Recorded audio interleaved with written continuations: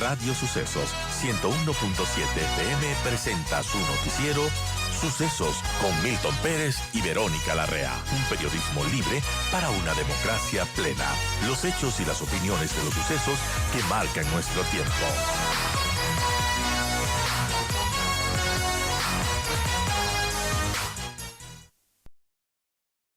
Buenos días con todas y con todos, un gusto estar acá.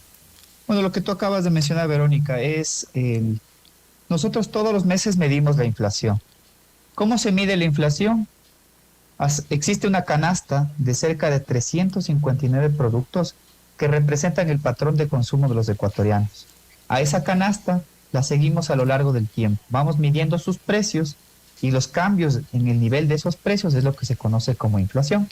Ahora bien, la cifra que tú haces referencia con respecto a junio, que la publicamos hace pocos días, refleja que en junio del 2022 la inflación mensual cerró en 0,65%.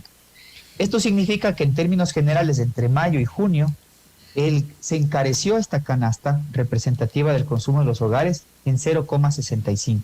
Y esta 0,65 de junio es la cifra más alta en los últimos 15 años, cuando en el 2008 ya habíamos registrado una cifra del 0,76. Por tanto, es una cifra típica, porque también cuando nosotros descomponemos la inflación, porque se la puede clasificar en las 12 grandes divisiones del gasto de consumo de los hogares, el 70% del total de la inflación de este mes, o de este mes de junio, se explica por el incremento de los precios de los alimentos de primera necesidad, entre los cuales destaco la leche, los huevos, la zanahoria, la cebolla y el pollo entero. Y este crecimiento inusual, como tú acabas de señalar en tu introducción, también implicó que el costo de la canasta básica aumente en $15.90 en un solo mes, cerrando en 751. Ahora bien, ¿cómo entender este fenómeno? Y muchos dirán, las personas que están escuchando, sí, efectivamente, todo se encareció en junio. Pues bueno, resulta que en los reportes de campo que nosotros hacemos en nuestra investigación, nuestros informantes nos han mencionado que los productos que acabo de mencionar, en su gran mayoría, se encarecieron principalmente como consecuencia del desabastecimiento que afrontamos por el paro nacional. O dicho de otra manera, el paro nacional terminó generando un efecto inflacionario y afectó a su vez el poder adquisitivo de los hogares, sobre todo de los más vulnerables, que son los que consumen esa canasta básica familiar. Ahora, la buena noticia, tenemos un problema, volvamos a describir este contexto. Junio, 18 días de paro, se perdieron millones de litros de leche, se tuvieron que sacrificar millones de pollos, los huevos, la cubeta de huevos se encareció fuertemente.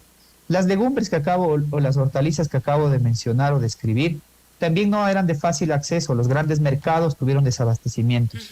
Pues la buena noticia es que una vez que ha terminado el paro nacional, que existen mesas de conversación y demás, en los mercados ya están llegando otra vez los productos con los precios previos a mayo y esperamos por ende que julio sea un mes en donde este shock inflacionario simplemente ya no esté presente y el costo de la canasta básica familiar, que es la más sensible de todas, regrese a niveles al menos a los que teníamos en el mes de mayo. Justo se iba a preguntar, Roberto, porque ya pasó el paro, entonces me imagino que la canasta, los precios van a volver a bajar. Sí, lo que te acabé de mencionar, y esto es algo que si tú ves otros reportajes que están haciendo medios de comunicación, nosotros estamos todos los días en las principales 9 ciudades del país. Los huevos, el pollo, la cebolla, la paiteña, obviamente regresa una vez más a los niveles previos. Habrán algunos bienes que tomarán quizás un poquito más de tiempo para volverse a ajustar. Y hay que considerar algo más, Verónica, que tenemos 2 medidas adicionales que se tomaron en estas últimas semanas. Uno, la introducción de un bien sustituto, un nuevo aceite a un menor costo, que hará que obviamente el precio también de ese componente caiga. Y además de eso, la introducción del decreto ejecutivo, en el cual también se redujo 15 centavos el precio del galón de los combustibles de bajo octanaje, que también forma parte de la canasta del IPC, del índice de precios al consumidor.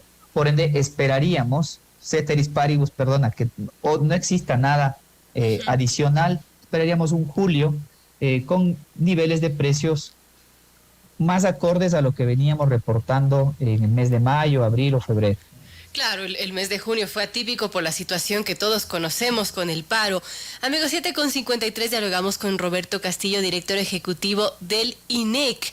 Y Roberto, cambiándolo de tema, también el INEC estaba preparando un censo muy importante para este año y ahora hay una buena noticia porque entiendo que el Banco Mundial va a prestar al INEC 80 millones de dólares para censos y encuestas, para mejorar justamente esa capacidad estadística. Cuénteme cómo va eso, qué se va a hacer con esos 80 millones de dólares y también cómo avanza el proceso de censos que tendremos a finales de este año.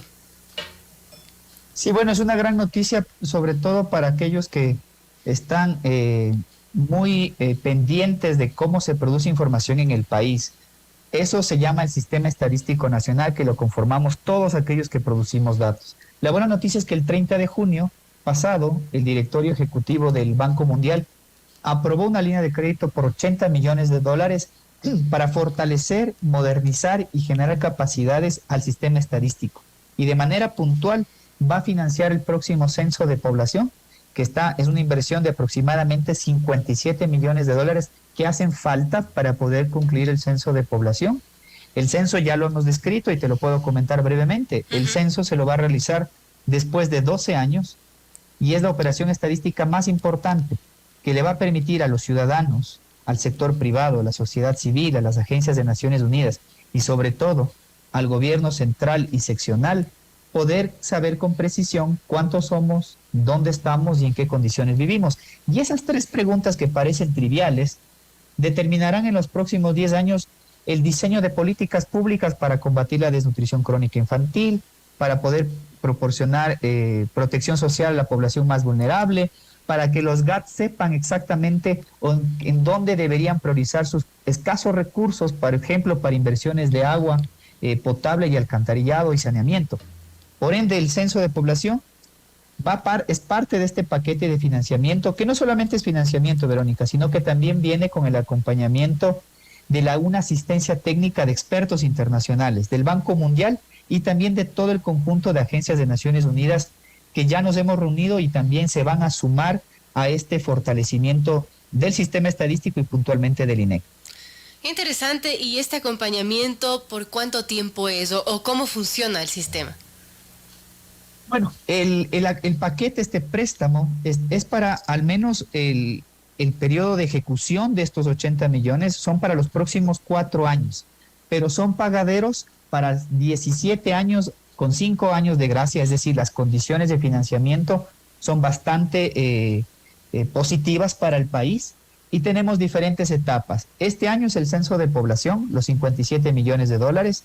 El próximo año viene un conjunto de nuevas encuestas, que la inversión es de aproximadamente 18 millones de dólares, con lo cual vamos a poder actualizar el año base. Perdón, ahora voy a hablar un poquito técnico, no te quiero marear, pero con esas encuestas se puede actualizar, por ejemplo, los nuevos patrones de consumo de la población para medir de mejor manera la inflación, para tener una mejor estimación del costo de la canasta básica familiar y para actualizar la línea de pobreza monetaria.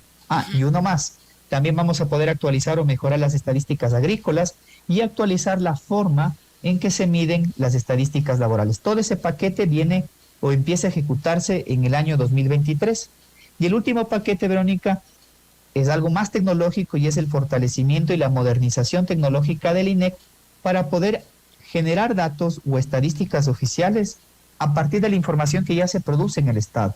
Es decir, tú sabes, por ejemplo, el IES, el registro civil, aduanas del Ecuador, educación, salud, todos tienen registros administrativos, todos producen datos, pero no necesariamente están armonizados. Y para ahí es donde el INEC tiene que tener un rol más fuerte para poder ser rector y hacer que tengamos más estadísticas aprovechando la información que ya se produce en el Estado ecuatoriano. Bueno, interesante esto. Y Roberto, bueno, usted me dice son 12 años después de que se realiza este proceso de censo para conocer estadísticas nuevas de quiénes somos, cuántos estamos y demás.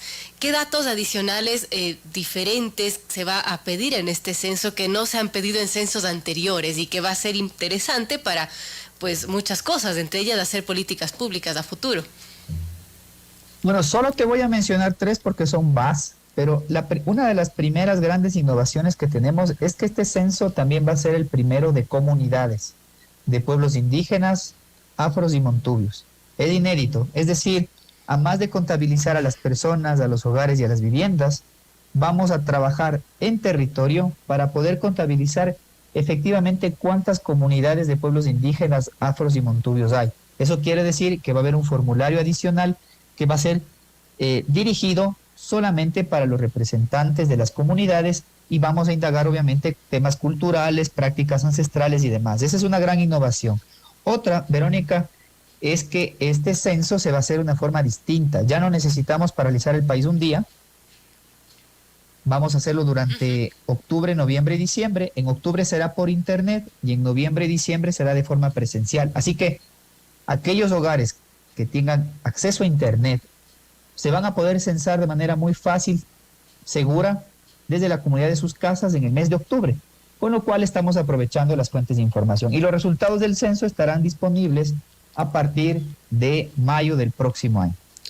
Muy importante entonces, dos temas importantes. El uno tiene que ver con la canasta básica familiar, la inflación que subió en junio por lo que sucedió en estos 18 días de paro y que posiblemente para estos meses bajen los precios un poco.